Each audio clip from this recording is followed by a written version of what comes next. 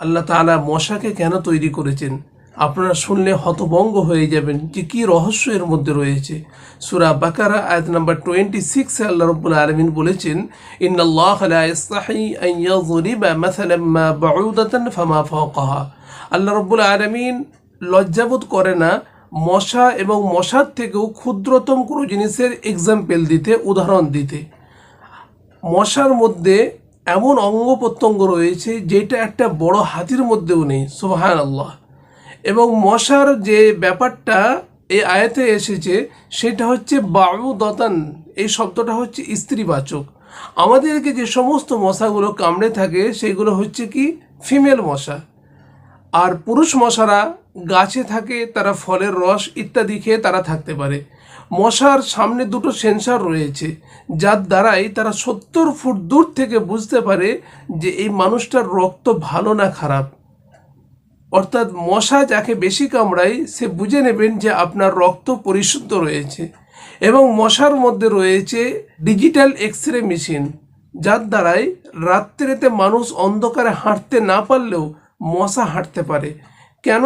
সে অন্ধকারের মধ্যে বুঝে নেয় যে মানুষের চামড়া কোনটা, মানুষের অঙ্গ প্রত্যঙ্গ কোনটা, সেইখানে সে কামড় দেয়। মশার মধ্যে রয়েছে 100টা চোখ, সেটা তার মাথার মধ্যে রয়েছে।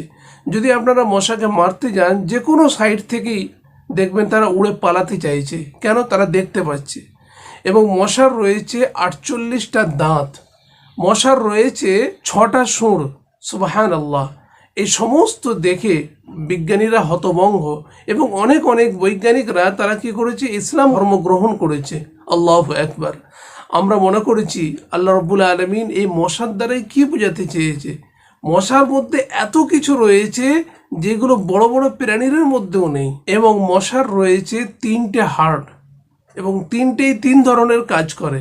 এবং সব থেকে বড় ব্যাপার হলো মশার মাথার মধ্যে মাইক্রো প্যারাসাইট সেন্সর থাকে, যার দ্বারাই সে অনেক দূর থেকে অনেক কিছু জিনিস সে বুঝতে পারে। আগাম বার্তা তার কাছে পৌঁছে যায় যে সেইখানে কি হচ্ছে বা কোন মানুষ, কতজন মানুষ রয়েছে, সমস্ত জিনিসটা সে ক্লিয়ারভাবে বুঝতে পারে। আল্লাহু আকবার। কিন্তু কাফেররা, নাস্তিকরা তারা হয়তো বলতে পারে যে মশাকে তৈরি করে আল্লাহ রাব্বুল আলামিন কি বোঝাতে চেয়েছেন।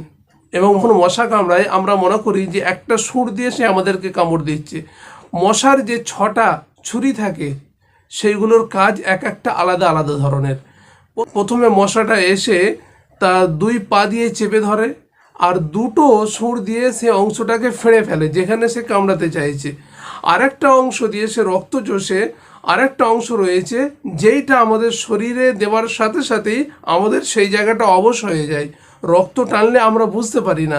এরকম অনেক হয়েছে যে মশা কামড়াচ্ছে আমরা বুঝতে পারছি না।